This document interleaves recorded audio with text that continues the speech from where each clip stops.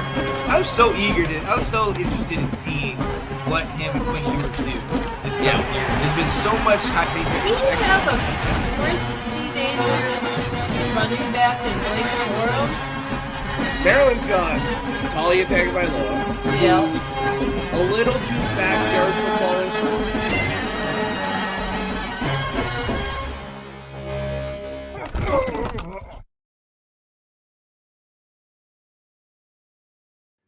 What is going on, ladies and gentlemen? It is your boy, Sean Spencer, one half of that dynamic duo that is Let's Talk Football. And you see who I'm with. You see who I'm with in that maize in blue, the host of NFL Edition on Thursday, North Sports Dynasty on Friday, and the hottest new show out, Restoring the Roar, my guy, Mr. Alex Loosemore. What up, Alex? Not too much, man. Really excited to dive into this. Obviously, quarterback is kind of the premier position when you're talking about draft time. And I'm kind of going to go back and look at last year's too, so I'm really excited to dive into all this today. Oh, absolutely. Seeing where people stood and, you know, where they were projected and where they're projected this year, where we expect him to go. I mean, there's a lot of stuff going on. What's up, Squid Rips Cards saying first, Sid? Appreciate you being here with us, Sid. Oh, man. So, hey, let's get right into it because I know this is a college show and this was technically an NFL move, but it was an NFL move to get a college quarterback most likely. Ladies, in breaking news, the Chicago Bears, trade the number one pick to the Panthers for DJ Moore and multiple picks. Alex, first I'm going to ask you, was this a good move? This was a great move for the Bears, as far as I'm concerned. You get an absolute weapon for Justin Fields and DJ Moore. I think he's extremely underrated. I know we had an opinion on the show last night that he's overrated. I couldn't disagree more with that. And you get the Bears. If you're going to finish off this rebuild quick, you need picks. Mm-hmm. And to get 961, the first rounder next year and a second in 2025 means you have multiple picks for multiple years. I absolutely love the move for the Bears. This was a great decision by Ryan Poles. And Carolina, you get to go choose the player you feel is the best at the most important position in the game. So it's realistically a win-win for both sides. Oh, absolutely. And hey, look, we've seen kind of the rebuild in Carolina, and it was great for what Steve Wilkes was able to do with that kind of talent. But with this move, it definitely makes you kind of wonder, like, okay, what are they going to do? Because obviously, you move up to number one, the consensus, you're getting a quarterback. Everybody knows. Yeah.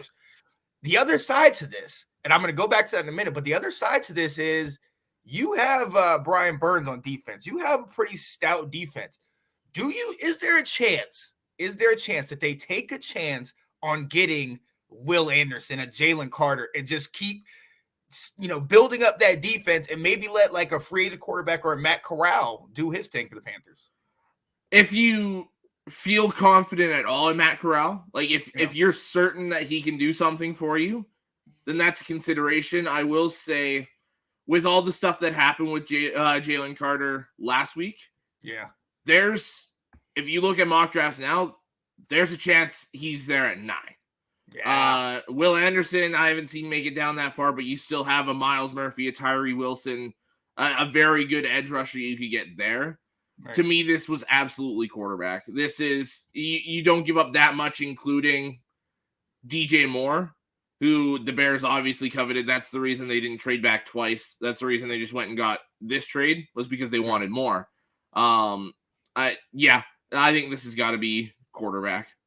Yeah, I'm pretty much with you. More, they wanted more and they got more. Absolutely. Our offense is now 25 years or younger. Which is dangerous. Exactly. Fields, Moore, Mooney, Claypool, Kmet, and Herbert. I mean, woof. Come on now. You've got the majority of that offense locked up for a few years. Oh, yeah. Absolutely. Those guys are going to grow together, gel together. The Bears are not going to roll over. They're going to be a dangerous team as early as this season. Ooh, I know this hits kind of home, but that division race in the NFC North is looking kind of hot. It's heating up, man. We'll see what happens with the the normal 2 top dogs, it could realistically be Bears-Lions this year for the division. Very true. Very true. We've heard the rumors about a certain quarterback that likes to go in bunkers, potentially going to be with the Jets. They are trying to finalize that. Then obviously Adam Thielen leaving Kirk Cousins potentially. They tore down their already brutal secondary, and it sounds like Harrison Smith is on his way out as well. I heard that. Who knows what's going on with Zadarius Smith? He asked for his release and then said goodbye to the fans, and then they're like, "We're not releasing you." So who knows what's going on there? Man. That division is up for grabs this year for all 4 teams. Oh yeah, absolutely. So hey, definitely cannot wait to see what goes on there. But look, ladies and gentlemen, like I said, this is a college show, so we have to address a question I asked before. Panthers have that pick. We know, and we're going to talk about top 5 quarterbacks coming out. Obviously, you got a Bryce Young, you got a CJ Stroud, and a Will Levis. Where do you think they go? Or I know you talked about the combine extensively, but you can't deny the athletic ability of an Anthony Richardson. So the Carolina Panthers, somebody who just had and re-signed a couple years ago, Cam Newton. Do they go in that direction, or do they go with the can't miss, Stroud or Bryce Young? To me, you got to look at the kind of quarterbacks that Frank Reich has worked with. Yep. He's the new head coach. You look back into Philly, he had Wentz, who was fairly mobile with a strong arm, could throw it all over the field. Went and got him back in Indy, but then you had Phillip Rivers, who same kind of thing, can throw it all over the field. Matt Ryan, exact same thing. This screams CJ Stroud to me. And it works perfectly because, and yes, this is a Michigan guy talking good about an Ohio State player. Clip it. To me, CJ Stroud at the combine absolutely separated himself from the rest of the quarterbacks. Yeah. To me, he was phenomenal in the throwing. He looked amazing on every route. The touch and timing, which with receivers you've never worked with before, is very hard to get down, and he got it quick. It was rolling. And especially seeing some of the other quarterbacks struggle, especially the top ones. Yeah, Stroud absolutely separated himself to me. I would, if I was betting on the first overall pick, it's CJ Stroud. Let me go CJ, yeah. And I mean, as we've seen, he came out with a little comment saying, if it wasn't for Michigan, he might have been Heisman past 2 years. And I mean, he's not necessarily wrong. Right. You even go back and look at that Michigan game, even though, they got beaten, we saw what the score was, he still put up 300 yards on it. You know what I mean? He still Both did. Years. Right. He did what he could do, but, shout out to my guy over here. They got the job done. They needed to, but yes, Stroud, I think Stroud has every right to say that. And you look, I got to agree with you. If not for anything else, then he has that typical quarterback size at 6'2", 6'3". Him and Levis are kind of 6'2" and above, that type of thing. And obviously, we're going to get into this in a minute, but Bryce Young, the 5'10", I've heard some, people compare him to the Kyler Murrays, and it's kind of like, does that shoot it down for you? If you're Carolina, I mean, you don't know if you got your line straight yet. Your backfield is kind of iffy. I mean, I like Chuba, but is it totally out on Bryce Young? I don't think so. I think the fact that he didn't perform at the combine leaves that open for Bryce Young to come back in because he's got the pro day. If he lights it up at the pro day and Carolina feels confident enough in Bryce Young to go for him, they could absolutely go for him. I don't think Will Levis is out of the race either. Yeah. I think Will Levis is absolutely in play here. A lot of people had him going to the Colts. Frank Reich was on the Colts. I think that's an absolute fit there. To me, and you look at the last games they played too. Stroud balled out against Georgia, played very well in a close loss because his kicker couldn't hit a field goal. But Bryce Young also looked really good in the bowl game against Kansas State. Right. So both times we saw them on tape last, they looked very good. Yeah. And Bryce Young also put out really good tape this year with not really anybody else around him outside of Jahmyr Gibbs. Yep. So I give all the credit in the world to Bryce Young. He's an amazing quarterback. The it's not even the height that worries me, it's the weight. To be that small and that small a frame. Right. Like, to me, he had to come into the combine 200 pounds, 210 pounds to be where I was confident enough to take him. If he takes a few of those shots, it could spell trouble. He's not going to be able to run around like he did in college. Absolutely, very few guys can. That 5'10", 204-pound frame, like that. That is definitely worrisome because you've seen bigger quarterbacks take a beating in there. So hey, we'll definitely see his mobility will help him. But look, let's get right on into it. Let's talk about it. We're doing our draft position analysis. A week ago, we did the running backs, and it's Bijan Robinson and everybody else essentially. Yeah, everybody's talking about where he's going, and we just kind of addressed it. Top quarterbacks in the draft. We know about Bryce Young. We know about Will Levis. We know about CJ Stroud. Obviously, we've gotten Richardson has been moving up the list. Let's start at number 5. What are you thinking? Who is your number 5 guy that you think is going to go, and does he get picked up in the first round? To me, this is a guy that's absolutely a first rounder, probably going to go top 10. But I have him at 5 where most people would have him at 4. It's Anthony Richardson. Yep. I think there's a quarterback that's going to go second or third round that's better than him. I wholly believe that. But Richardson can ball. And if you get him in a spot where he can sit and learn to throw the ball inside 15, 20 yards, then he becomes a very dangerous quarterback because that deep ball is elite. That accuracy on the deep ball is elite. He was throwing 60 yards on the money to guys he's never thrown to before. Oh, yeah. And for me, what knocked him down is he can't throw a consistently accurate ball within 20 yards.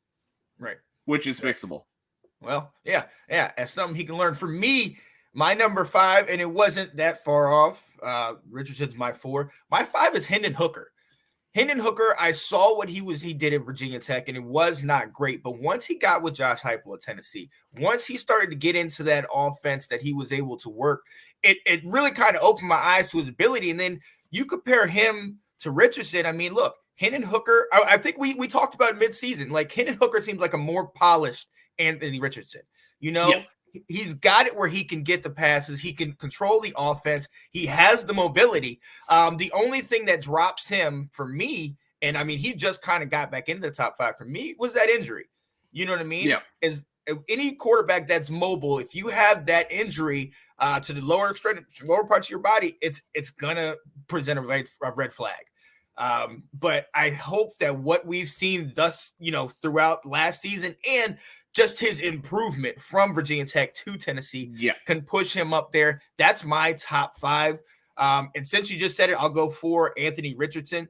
I'm sorry. I was baffled. I watched a lot of him during the season and last year. And last year, I'll give him the benefit of the doubt that, it was a dumpster fire out there. But they still almost beat Alabama. They came within 2 points of beating Alabama. You know what I mean? And he was solid, had over, I believe, 600 yards that season, and then comes back this year with Napier, a new coach, kind of in transition. And I didn't see what I wanted to see, but as far as, being accurate and everybody talked about reading the defense. But we discussed it last week, that play against Utah, where he scrambles to the right and he throws it and the lineman stops and turns around and then he does a spin out and hits the guy for a touchdown. You can't draw that stuff up. You know what I mean? I think that's the X factors that you look for in a quarterback. Obviously, with the combine, we've seen how his physical attributes, longest broad jump, the freaking charts. I mean, come on, man. So when people say you hear Cam Newton and you hear was it Justin Fields, I see that. I see that mixed together 100%. Right. Now, what we know about Cam Newton and Justin Fields is sometimes there's issues with some of those passes that you're like, damn, man, that was easy. The easy throws, Right. So that's going to be something, and I'm going to bring that to you. We said he needs to be in a place where he can learn, or maybe he can get worked on, that the coach can mold him and do something like that. Do you think somebody takes a shot? Or is he, who's your 4? But do you think somebody takes a shot at just the ability? I think the dream scenarios for Anthony Richardson, just like looking at team and kind of all that, is Seattle and Detroit. I personally don't want us to take him in the first round. I don't think we're in the spot to take a first round quarterback. I want to take a second or third round guy and develop him. But Seattle, man, if they sat there at 5 and took him, you've got Geno Smith, where realistically you can get out of that contract after this next season or even the third season, where Anthony Richardson can sit for a year or two. Yeah. We've seen what Pete Carroll does with these young quarterbacks, does very well with them. Oh, yeah. I think Seattle's a phenomenal fit. I don't know if they take him, but I think if somebody takes him with the ideal of sitting him, I think it works out very well in the next few years. Yeah. My number 4, we just flipped. I have Hendon Hooker. Yeah. And what slid him up to 4 for me was all the reports that he's going to be ready to go for training camp. He was off the crutches by Super Bowl week, which was very fast. Oh yeah. But he was moving well. Sounds like by the end of March he's going to be running, which bodes very well. Oh yeah. If everything keeps going on par and he's ready to go for training camp, this guy was the Heisman front runner essentially until he got hurt. Oh yeah. Absolutely. And yes, you mentioned the Virginia Tech, which was kind of, it was worrisome for me, but I just went back this year and I didn't even watch for the highlights or anything. I went and watched his mechanics, and they are so far improved from Virginia Tech. It's like a whole different quarterback. Oh, absolutely. Absolutely. And I listened to a few of his interviews where he's this running quarterback per se, but he wants to sit in the pocket and throw. Yep. He's like, I'll run if I have to, but I'd rather sit and throw. Yeah. Which to me is just like, yes, please. Yeah, exactly. He screams Justin Fields to me too, honestly. Yeah. That guy that can throw it all over the field. He's got a good arm, a very good arm, and can run, but would rather just kind of sit back and throw. Yeah. I've loved watching Hendon Hooker, and honestly, that's the guy I want in the second round. That when I said second or third round quarterback, I want Hendon Hooker. That's him. I want him to sit for a couple years behind Jared Goff and then take over. Oh, I could see it. And hey, we talked about the number one thing about him is that he can be coached.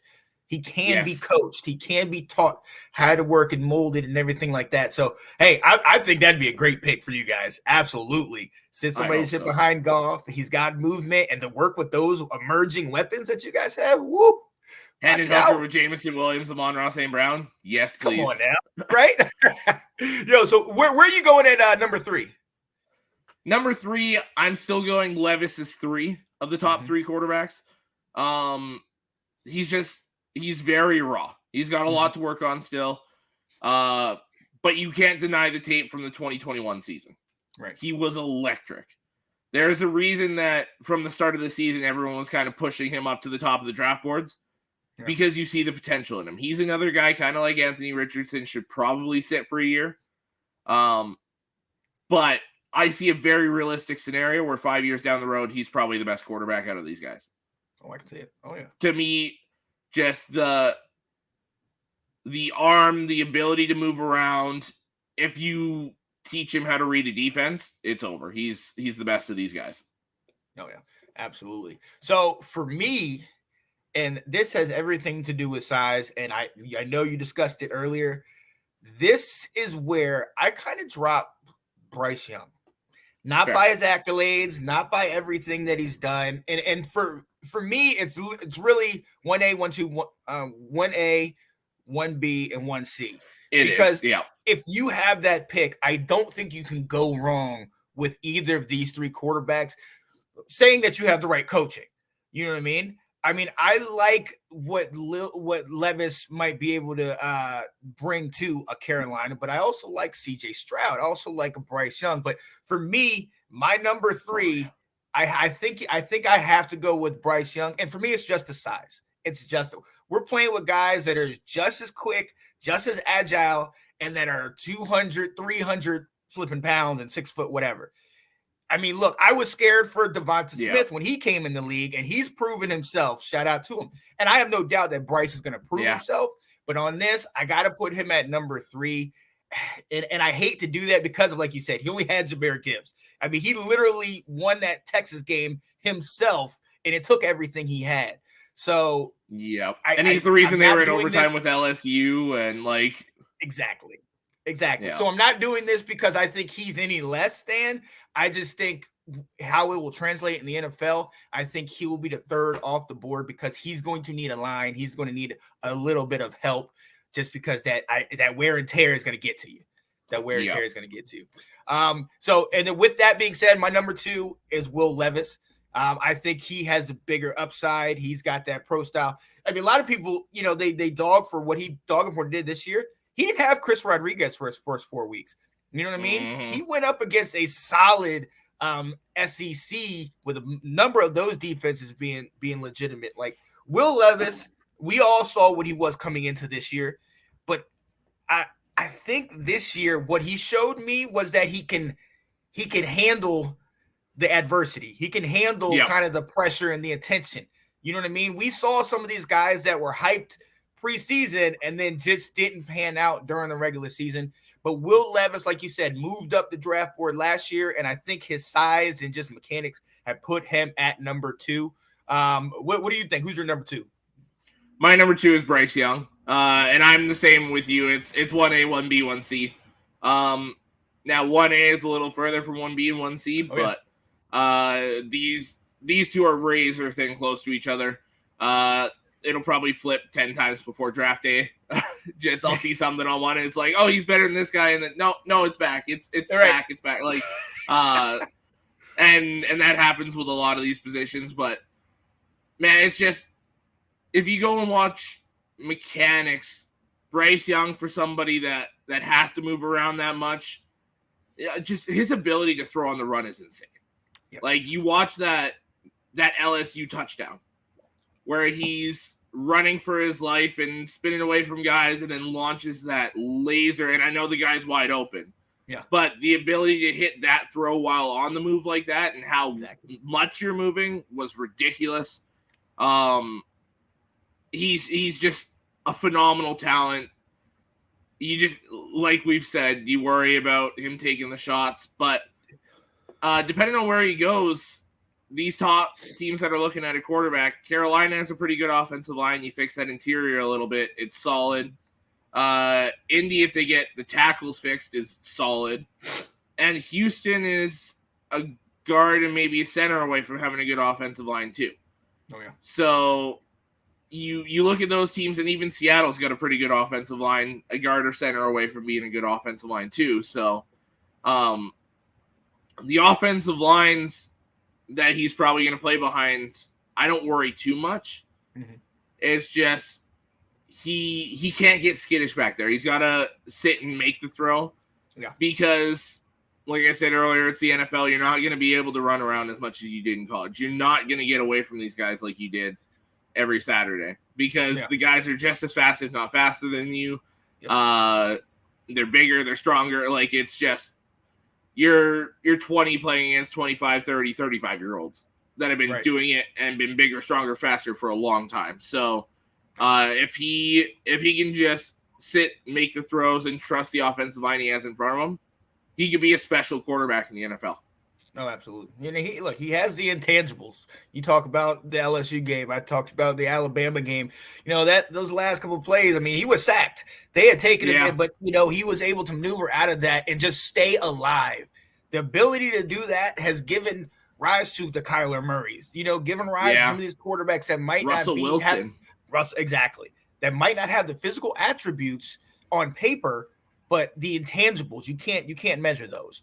So I'm 100% with you, but I do also agree with you that number one by and far, and I feel for you because I know this is hard for you to say, but it's CJ Stroud. He's that guy, man.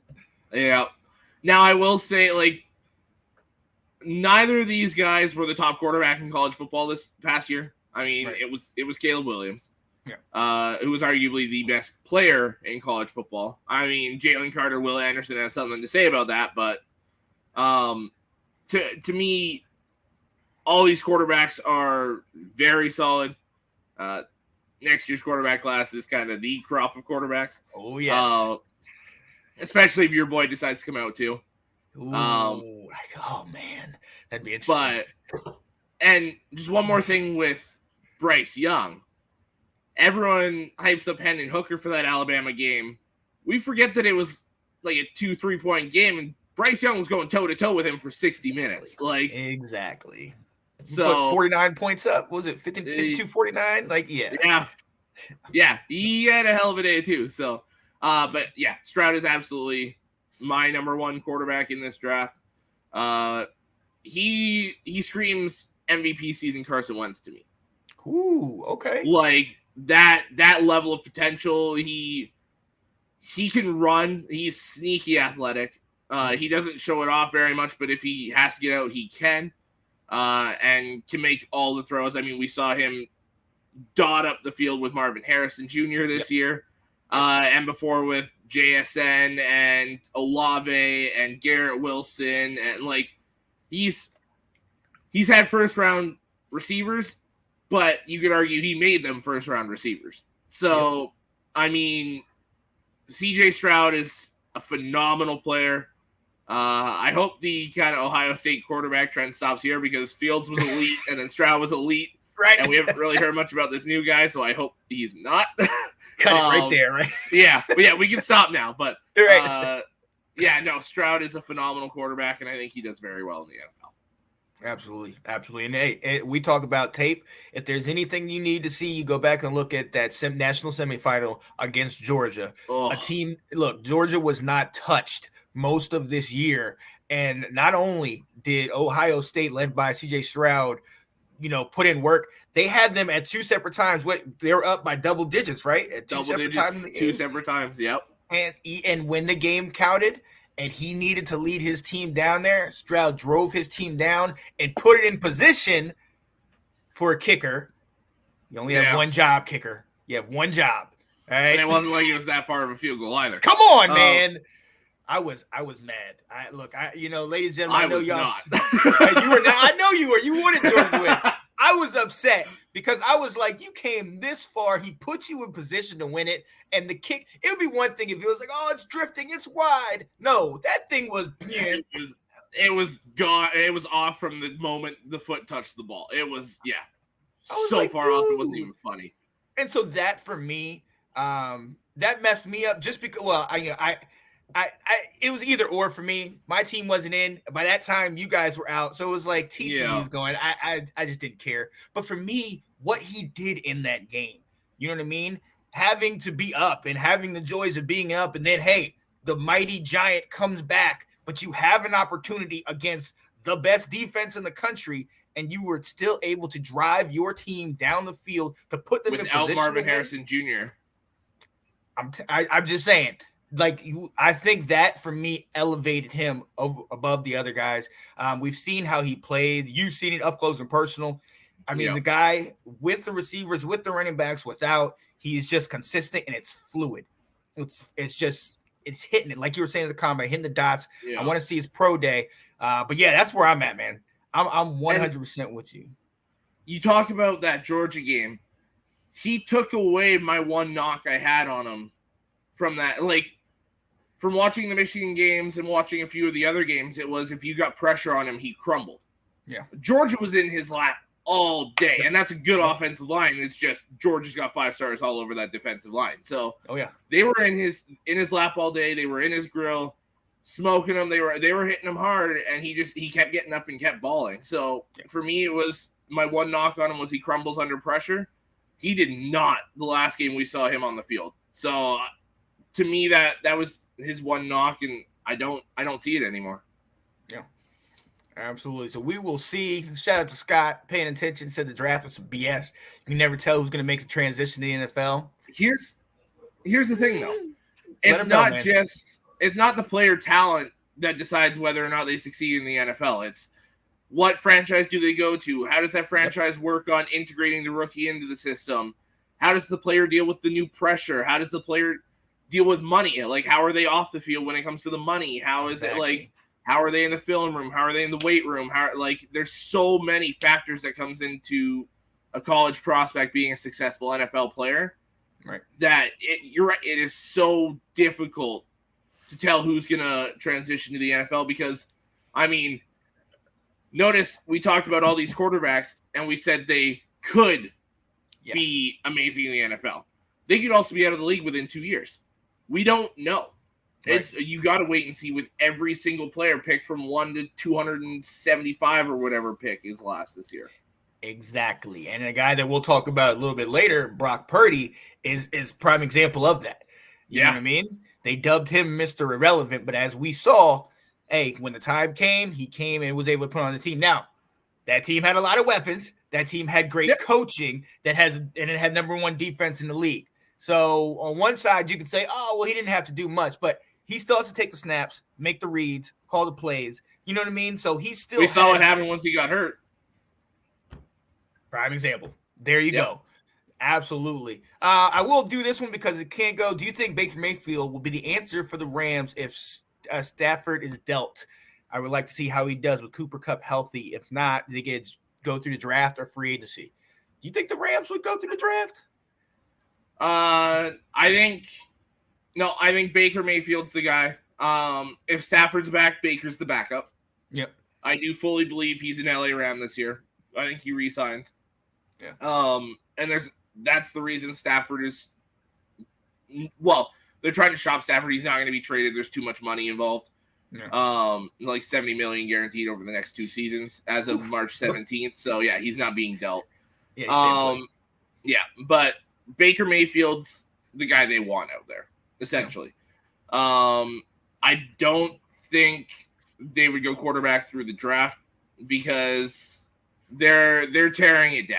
Yeah. That's what they're doing. So they're probably eyeing quarterbacks in 2024. This is where you use this draft to kind of get the pieces around that future quarterback and start kind of rebuilding this defense. Yeah, a left tackle would be amazing. Yeah.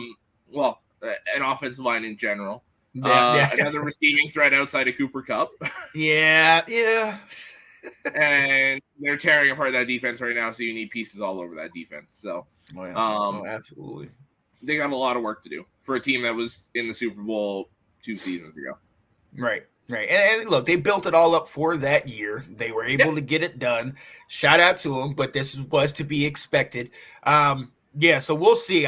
Quarterback, maybe not, but you definitely need to make some moves in the draft and early and often. You need to solidify some of those positions because if you do have Matthew Stafford stay, which is most likely what's going to happen, you're going to need to protect him. He's already taken, you can attest to this. He's already taken a beating in those years in Detroit. You got him. He got you a chip. Now take care of the guy. You need. And he had that nasty concussion this year, the elbow injury. Yeah. Like he had a lot to go through just this past year alone. So Let me ask you what. I love Stafford, and I know you have a love for this guy. Oh, that's my guy. What would make you stay longer? You got your title. You've gotten, the stats, the accolades. You've done everything you've done in Detroit and now the Rams. Outside of just loving the game, I mean, his body has got to be riddled. It's because then this, you play too. It's so hard to walk away. Yep. Like for me, I walked away, sat out a year, came back again. Like it's so hard to walk away and stay away, and we saw it with Brady too. So I mean, it's one of those things where it's not about the money. It's that competitor. It's that dog in him. And same thing with Tua. He had 3 concussions, 2 pretty serious ones. Yeah. And he's like, no doubt I'm going back out there next year. It's just that it's that competitor. It's that dog in you. You don't get very long to play this game. Right. So they're trying to make it last as long as they can. Is it the right decision? Absolutely not. Both of them should retire and walk away. Yes. But neither of them are going to. No. Yeah, it's hard to do that. My last game, I stayed on the field in my full uniform for hours after the game, smelling the grass, reliving the entire game. Like, I still have memories of that day. And, we had a whole bunch of stuff planned. And I said, I don't want to do any of it. Like, this is the last time I'm ever going to play. And it kills you. So, I absolutely get that. Real quick, do you think there's another Patrick Mahomes in this year's draft or next year? Next year, Caleb Williams? I would say next year there's a few guys that could potentially be that caliber of player, but not this year. I don't see one this year. Like I said, my best guy is Stroud, and I see his ceiling is the MVP level Wentz, which is an elite quarterback. Oh yeah. But that's if he gets to that level. Yeah, with the pieces that are on that team. Than MVP Wentz. Right. So we can definitely see. Now, look, we've talked about who the top guys are, and most of you guys know them. Oh, this guy. You know what? I will say this, man. You are consistent. I am with that. Go ahead, Scott. Yeah. Let's get it. Oh, let's move on. We talked about the guys that we know. We talked about the guys that headline that everybody knows. Who are the guys that are just off of the list, but that might be the Mr. Irrelevant, the Brock Purdy's? Who are the guys that we need to pay attention once they get on a team and if they're able to play, they might shock us? To me, Jake Haener, what he did at the Senior Bowl, screams sleeper, 4th, 5th, 6th round quarterback that would light it up if given the opportunity. Max Duggan would be a 2nd or 3rd round guy if he didn't have that heart issue earlier in his life. That's pushing him down the draft boards. But I mean, we saw the kid can ball. He's never out of a game.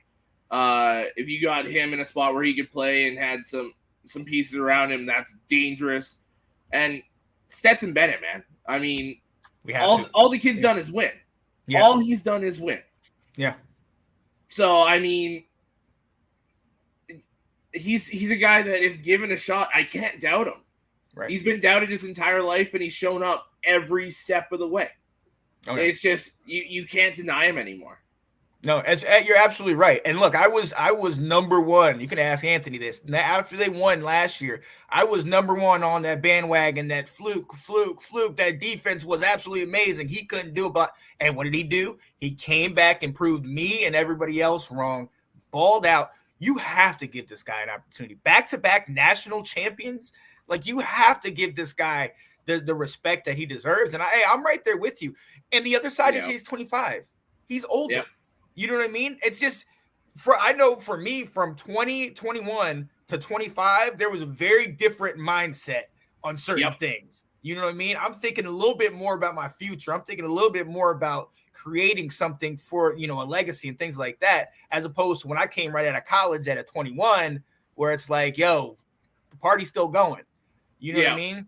So I honestly think with what he's done, and let's shout out Kirby Smart. Let's shout out the coaching staff of Georgia that has prepared him for a lot of that.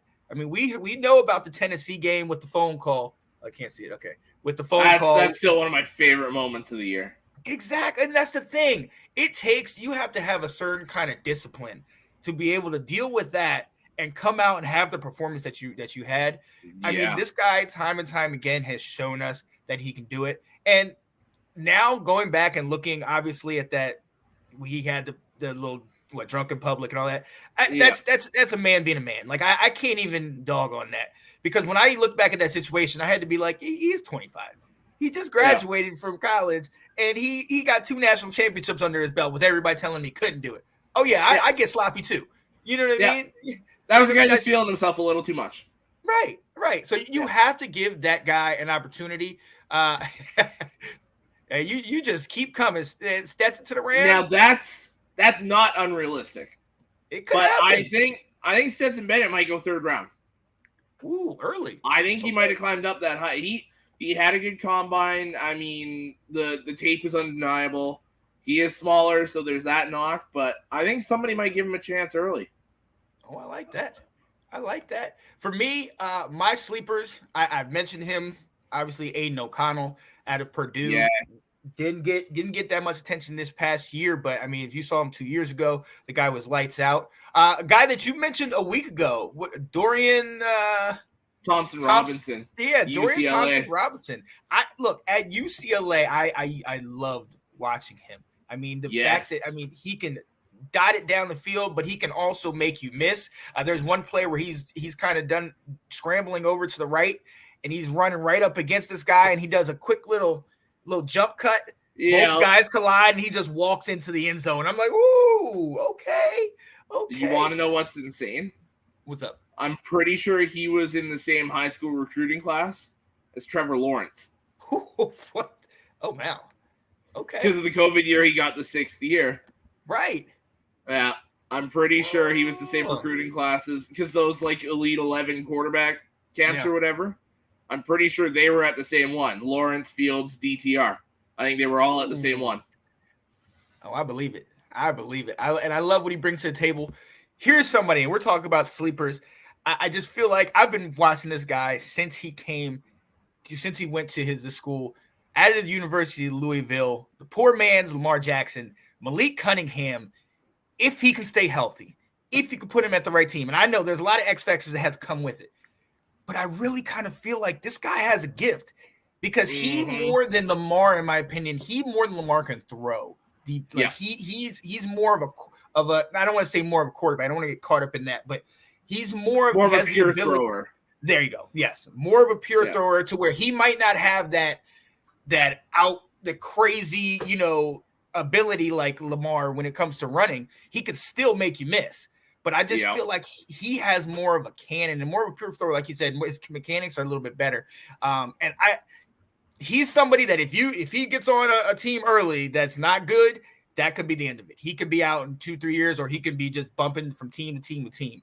But this is a guy that if you get him on the right organization that maybe sits him for a year, maybe goes to the Rams where he can build up, and by the time they get a line and all these pieces, a kid like that. I'm telling you, with those weapons. So I really want to look at Malik Cunningham coming out this year and see where he falls, to see where he goes. Is there anybody else? I know we've talked about Tanner McKee, but for us, he's kind of like right outside the top 5. Is there anybody else on this list? I'm trying to think who's on this list. I know Adrian Martinez is on this list. Yeah. Jaron Hall. Yep. I know our guy, Mr. Foobs, North Sports Dynasty, has been shouting his praises for a good portion this year. I would have liked to see him stay back another year personally. I thought he would. You and I were going back and forth on that. Like, is he going to stay? Is he going to go? He officially, at first he said he was staying, and then he declared late. That's what it was. Like, he declared and then was like, no, I'm staying. No, I'm actually going. I would have liked to see him stay another year. I'm just trying to think if there's any other sleeper quarterbacks. So I'm gonna throw a name to you in the Big Ten. He's been there for 100 years. Sean Clifford. I put up one of the clips of us talking about him on YouTube and had a Penn State fan like come at me like, dude, he sucks. He's been here for years. He's not da-da-da. And I went back to him and I said, I know. I've seen the tape, and he might not be one of these top 10 guys. The guy is gritty. The guy is a field general. The guy can come back from adversity. And he had a 5-star nip it at his heels his last year. Yeah. Like, I just feel like on a top 10 team in the country. Right. So I feel like people will look at the Ohio States and the Michigans, and Penn State wasn't able to get the job done against them, but you can't critique him for that. I mean, he went toe to toe with Ohio State for 50 minutes, and then the last 10 minutes they threw the game away. But and that's what I'm saying. You got to give this man his due, man. And you put him on a team. He's one of those guys that I feel like could come in there mid-season when the quarterback maybe have gone down, and he could win you 2 or 3 games. And it might not be pretty, but he'll gut it out for you where they're having to pick him up off the field, but he's still driving you down the field. I really think so. What do you think? I mean, do you think – obviously not like top 4 or 5 or 4 or 5 rounds maybe, but maybe 4th, 5th, 6th round? I think, 5th, 6th, 7th, maybe one of those first undrafted quarterbacks. He reminds me a lot of a Brock Purdy, Jimmy Garoppolo, one of those guys in the sense that they don't do anything great. They're not elite at anything, but they're solid at everything. Oh, yeah. And I think that's a guy where, like you said, you get him and your quarterback goes down for a few weeks, and he can hold you above water. You're not going to be like, oh, crap, we're screwed. Because you've got him, he gives you a shot. I think he's going to be a great backup throughout the entirety of his NFL career. I do believe that. He reminds me of having the heart of my guy, Taylor Heineke. You know what I mean? He doesn't have all the attributes. He's not going to sit here and wow you. But if you need it and it's on the line, he's going to get those guys riled up, and he's going to lead them down the field and at least give you an opportunity to win the game. Yep. So that's why I think Scott said is Cunningham relative to a passing developed player. No, he's not the son of Randall Cunningham. I don't think there's any connection at all. I don't think so, because I think we would have heard of that if it was the case. But the prize we're giving you is the knowledge, my friend. The knowledge. All right, that's a gift for free. Sir. Let's go. But hey, talking about sleepers, we know there's a lot of guys. First and foremost, ladies and gentlemen, when we do this, and the analysts and all these people do this, it's all speculation.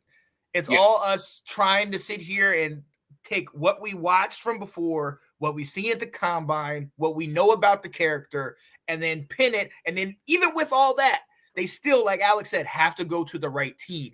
They have to go to the right organization that's best fit for them to succeed. And going back and looking at last year, there was a lot of hype for a lot of different guys, and it didn't really pan out. So we're gonna look back at last year's top 5 QBs drafted. Now, not the top 5 as far as in their order, but it's top 5 as in how they played this year. So where we started is at week. Let's start at number 1. Let's go right from the top of the list. And I think it for me, you can look at the wins of the team, or you can look at how he improved the team. So for number 1 for me, look. I got to go Pickett. Yeah, I think. Me too.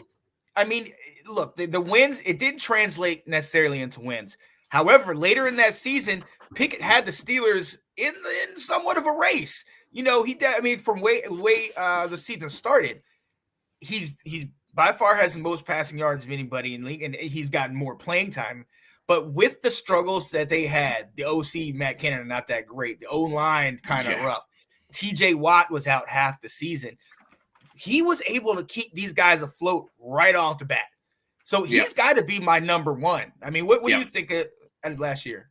Oh, I couldn't agree more.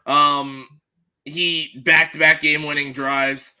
Like you said, all the injuries they dealt with, that secondary was beat up. Like they were really beat up.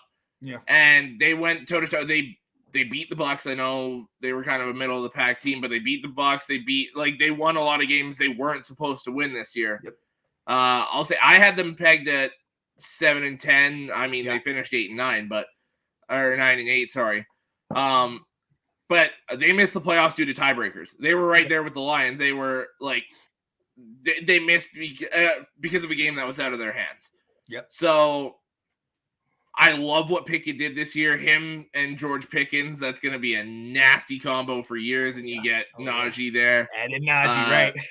Like, if you give Kenny Pickett an offensive line, he's going to be a good quarterback. I don't know. Yeah. He's not going to push that top 10, in my opinion, but he'll get to that 11 to 15 range, which is still very solid quarterbacks. Absolutely. Like, I really like Pickett in Pittsburgh. I think that's a phenomenal fit, and he played very well this year. Yeah. And, I mean, look, as we said, he had almost 2,500 yards. He almost threw for 200 yards a game. I know a lot of people, I've talked to people about this, and they said, well, he had 9 interceptions and only 7 touchdowns. There's a lot of stuff that he was having to deal with. You know what I mean? That line, he got sacked 27 times. Like, that line didn't help him out at all. And if you sit there and look at some of those passes he threw, like you talked about Pickens, that one where Pickens is one-handed it over the shoulder and everything, and it's like, woo, he put it right in the spot. Like, I'm just Pickett has the best upside in my opinion, especially with that organization. And look, last year, I think it was a precursor to what we're about to see. I feel more confident in that quarterback conversation than I do anywhere in the AFC South right now. I mean, we know Lamar's on that tag, but it's not exclusive, so who knows what happens with him. Deshaun, even though he got all that, he did not look good at all, in my opinion. No. And then obviously you got Joe Burrow, and he's going to be, what he's going to be. But at the same time, I mean, the question you could be raised, did Joe Burrow peak? Like, is he only getting up this high? He's got the massive extension coming, which is gonna eclipse $50 million a year, fully guaranteed. And what does that do for the team around him? Because you can build this team while he's on a rookie deal. Once he's getting that money, does Jamar Chase get his money? Does T. Higgins get his money? Do the running backs get their money? Do they finish building this offensive line? Do they keep that defense together? It's gonna be interesting to see what happens in Cincinnati there. I think Joe Burrow's he's far and away the best quarterback out of all of them. But like you said, if you're talking the situation, Pickett's in the best situation. Right. So who's your number 2 from last year? My number 2, it's tough because Purdy deserves his flowers and everything, but if you're looking ahead, he's probably not the starter. I think they're going to go back to Trey Lance. Yeah. I'll throw Purdy here just because nobody else really played. And he played very well. Yeah. I mean, if he doesn't get that elbow injury in the NFC Championship game, I mean, while he was in there, they were losing 9-0, right? 6-0, something like that. They were still absolutely in that game. And then once they didn't have a quarterback, they fell out of the game. But he was going toe-to-toe with a team that really, when Jalen Hurts was in there, only you guys beat him. I mean, we went toe-to-toe with him week 1, but that's week 1. So, I think Purdy is a solid quarterback. I hope he gets a chance to play again. I don't think it's in San Francisco. I don't. Yeah, no, I agree. I mean, in looking at this from a future perspective, I agree. You got Trey Lance, who everybody is touted as the guy, which is crazy if we look back at that draft and see how that fell to fruition.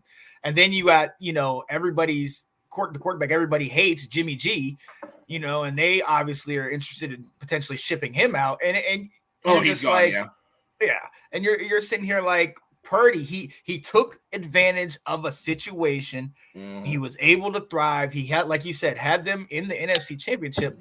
But can he sustain it? And it's not even can he sustain it on the field.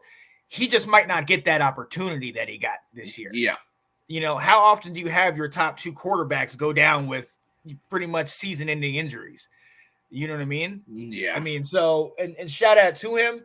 And I guess, I mean, as far as where they came from, he was Mr. Irrelevant. And for that, him taking his team all the way to the NFC Championship, I will go with you and put him at number 2 as well. He has the second most passing yards because he's been in there. We've seen what he's been able to do. Yes. But yeah, going forward, I have to agree. Going forward, it's just, it doesn't look good. He's going to have to go somewhere else. And I don't know that he has that same success elsewhere, not because he can't do it, but because the situation be given the opportunity. Right. He had a good situation that worked themselves out. So moving down the list to number 3, a name that I think was forgotten for me for a while. I'm going to go Bailey Zappi. I'm going to go Bailey Zappi. And the reason why is because of all of these quarterbacks, Bailey Zappi was one of those that, with the exception of the first 2 we talked about, he was one of those that when he got his opportunity, he showed out. He did. And he beat us up his first game. 20 guys.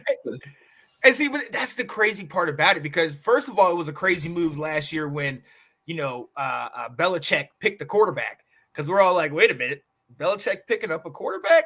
And then to get him Now, if you don't know, Bailey Zappi out of Western Kentucky 2 years ago set the record for most passing touchdowns in a year at 61 or 61, and then he had 5,900 yards.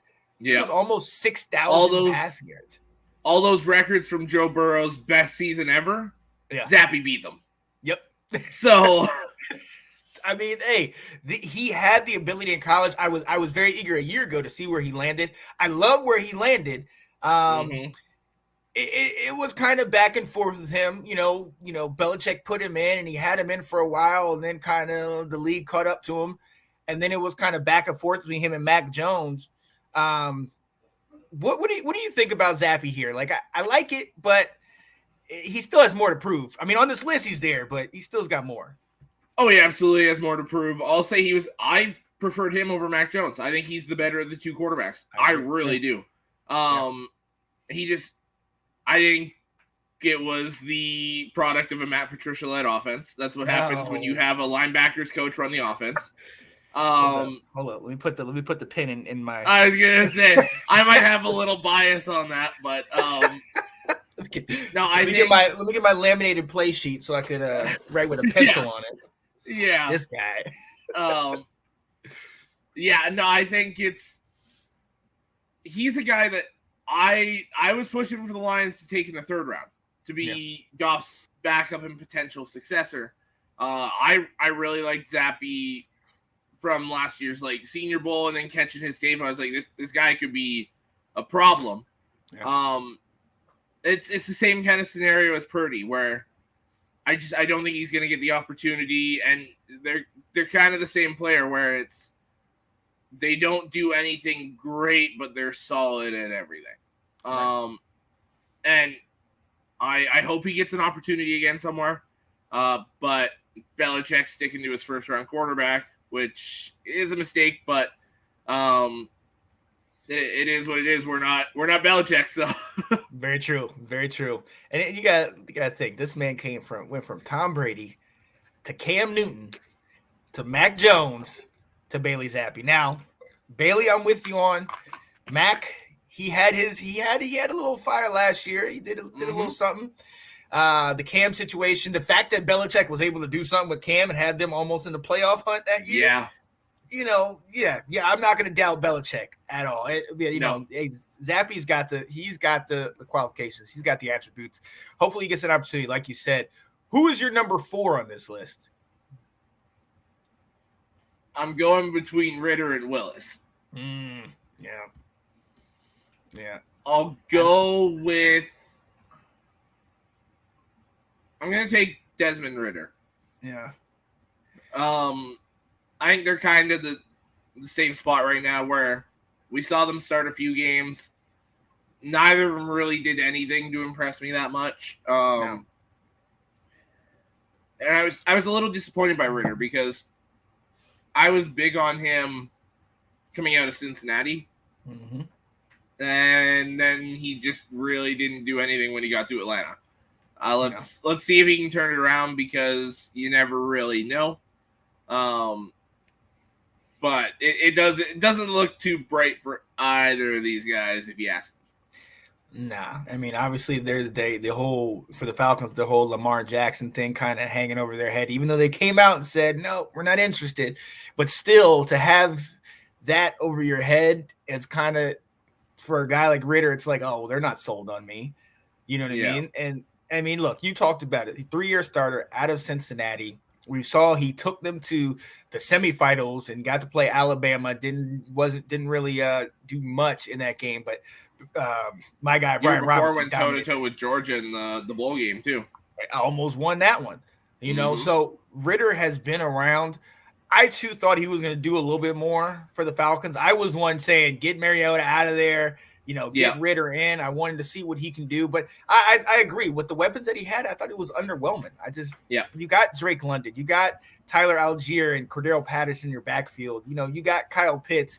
I just felt like he was going to do some more. And I thought the offense was going to work well with his skill set. And it was disappointing.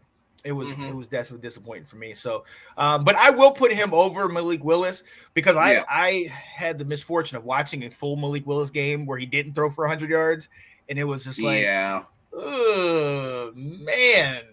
And see, this is where I want us to kind of pump our brakes a little bit on Anthony Richardson because he was another one that raised up in the combine, the Senior Bowl, all those things, and he got moved up.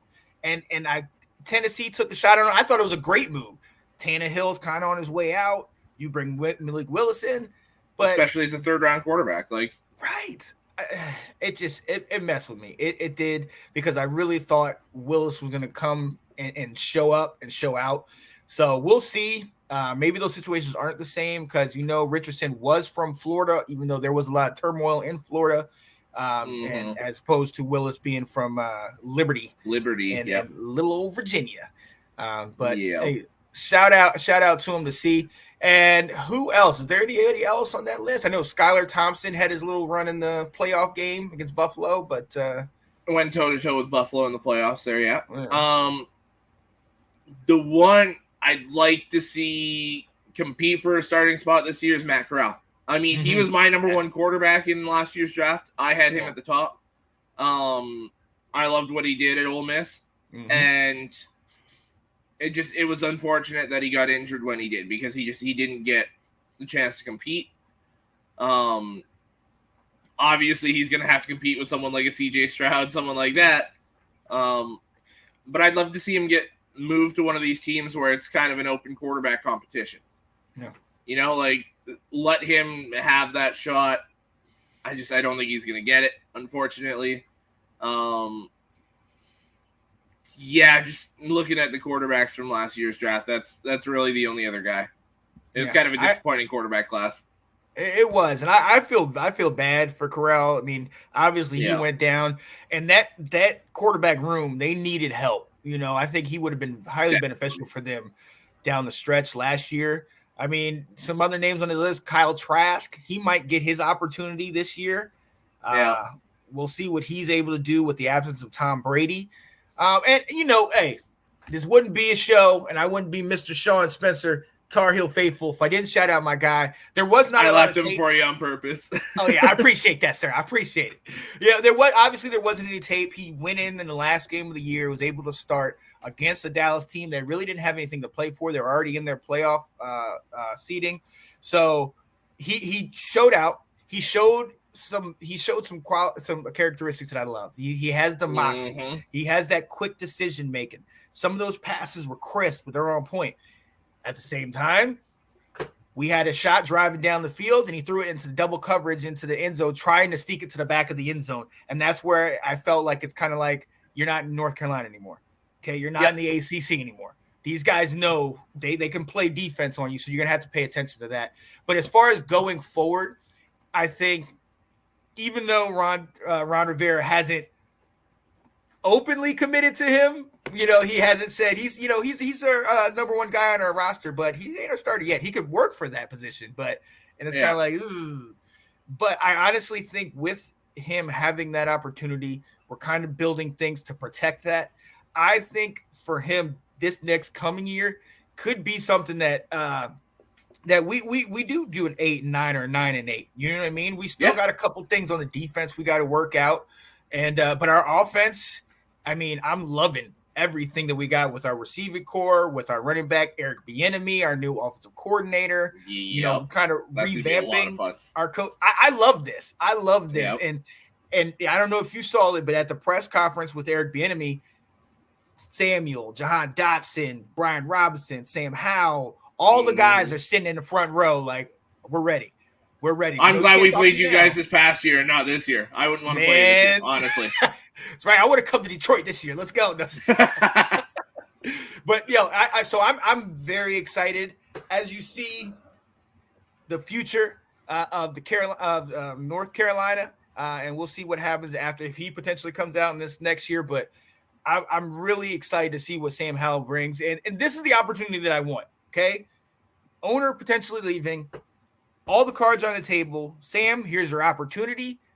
We'll go for it. You either save Ron Rivera's job or you're out, and Ron might be out, and we might be totally revamping in 2024. Bieniemy will probably be the head coach picking his quarterback in 2024 if that's the case. Exactly. Which is interesting because then you start looking at next year's draft and you got Hartman and you got Caleb Williams. I mean, we don't want to, play crappy. Potentially JJ McCarthy. There's a lot of quarterbacks next year. Right. So, and hey, shout out to my guy, Sam Howell. Hopefully he does the best. I want him to be that next guy. I want him to be the solid guy that sticks with us and we can take this thing down the line. But realistically thinking there's a lot of turnover in Washington, not only with the owner, but potentially with the head coach, a couple other coaches. So this is a prove-it year. This is the opportunity that you want. You get a full off season. You're going right into the regular season. Let's see what he can bring to the table, man. Let's see what he can bring to the table. Yeah, buddy. Oh, man, you know what? I'm going to go ahead and do this because you've been in the comments the whole time. When do you think the NFL will issue expansion teams? St. Louis deserves an NFL team. They had one. Yeah. I don't think they're going to. Now, St. Louis is one of the places they've been discussing. They've been discussing 4 places for a few years now. It's St. Louis, Portland, I believe was one, San Antonio, and Toronto. Let's go. They've been talking. You can go to a Canadian game. Oh, I would go. I'd go across the country to go see that game. I'm all about that. Let's go. Bring the NFL to Canada, baby. Let's go. I'm with that. All righty. Look, ladies and gentlemen, we are almost out of here. Thank you so much for watching us, Scott, and anybody else that has jumped in here. But hey, what we do. This ain't the XFL, Johnny. In the NFL, we go for 2.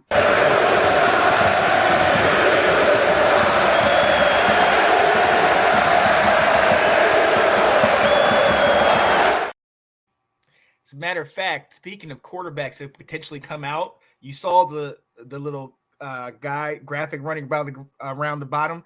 Michael Penix Jr. Yep. Woo! I think talk about early sleepers. He might be somebody we need to pay attention to. Yes, absolutely. Yeah. So I'm eager to see. And look, we're gonna going forward to it next year. Look, ladies and gentlemen, appreciate you watching us. Next week, led by my guy, the former O lineman. We will be talking about top O linemen coming out of the draft, as well as sleepers, ways to help some of these teams that are looking at quarterbacks, ways to help solidify and protect their investment. But let's start with it. We're going for 2. I'm going to start. Yep. Hey, Tar Heel Nation, we're talking football. I love it. As far as college basketball, around this time, this is the time when I kind of shut off college football normally because both of our teams are normally in this thing. Yeah. We didn't make it. In a historic fall from grace, we come about 2 minutes away from winning a national championship to not even have an opportunity to play for one as we fell to Virginia in the ACC tournament. We are going to the NIT. So I am 100% fully invested in football now. Cat's like, well, you going to watch Michigan State? We're going to watch that? I guess if you're there, if it's on. I don't know. But I will be looking at my phone for NFL news because I don't have a dog in this fight. So looking forward to NFL. Man, what do you have for going for 2, man? Mine was kind of the same thing. So I'll switch it up. I'll go in reference to all this draft stuff we've been talking today. If you're seeing it 1 or 2 places, it ain't true. Yep. Everything's getting leaked for a reason. Whether the person themselves wants it to be info put out there, whether, for example, a team might want, say the Lions want Jalen Carter and they don't think he's going to be there, they might throw something out that kind of scares teams away so they can get him. There's always a reason behind the information being leaked. Yep. So if you're looking at something, try to decipher why it's being released. Yeah. It makes me think of the whole Steelers with Malik Willis and Kenny Pickett thing. Yeah. They're sitting there, Pickett ain't this, he ain't that, yada, yada, yada. And what do they do in the first round? Exactly. Snatch him right up. Yeah. Pay attention, guys. There's always, like my dad said, there's an MO, a motive. Everybody's got a motive. There's stuff that's being leaked at certain times that either helps rise or drop some of these prospects. So, hey, pay attention. And like, I love that. Get multiple sources. I mean, get a couple sources, but also look at the character of some of this. You know, some of these guys, it's like, oh, they bring out this one infraction. I think when a couple years ago, Mac Jones was coming out, and, you know, he was moving up on the draft board, and all of a sudden it came out, oh, he was arrested for a DUI or something like that. And it's like, for real? One from like a few years ago. Or... Right. It's like his freshman year. It's like, what does that matter right now? Like Josh Allen back in 2018, they started pulling up insensitive tweets that he posted when he was 11 or 12. Right. So every like we said last week, every little speck of dirt on these players is going to be brought out in the next month and a half. Absolutely. But we will see. Hopefully, it won't affect their draft stock too much. As we've seen, Jalen Carter has potentially moved down a little bit, not out of the top 10, but this was going from him potentially being a number 1 overall pick. Just pay attention. Pay attention to see. Falls to 6. Pranny falls to 6. Jalen Carter to 6. Let's go. It could happen. Let's go. Yeah. If not, we got Deron Payne potentially. If you guys want to work out some draft. I'll take him. Come on now. We can work something out. All right? If we can get Jalen Carter, I'd go for Deron Payne. Absolutely. I love it. Yeah. Look, hey, we appreciate you guys staying here and being with us today, kind of talking a little bit college football. I know for some, the college football season is over, but like my guy said over here, the college football season is never over. 12 months on. 365-day season. Absolutely. Talk to any college football coach, they'll tell you the exact same thing. Absolutely. Hey, I wouldn't want it any other way. Hey, no doubt. We appreciate you. You know what it is. It's your boy, Sean Spencer, Tar Heel Nation Stand Up. My guy, Alex Loosemore, Mr. Go Blue himself. Hey, yes, sir. We appreciate you being with us. We will see you next time. Enjoy your Saturday, ladies and gentlemen.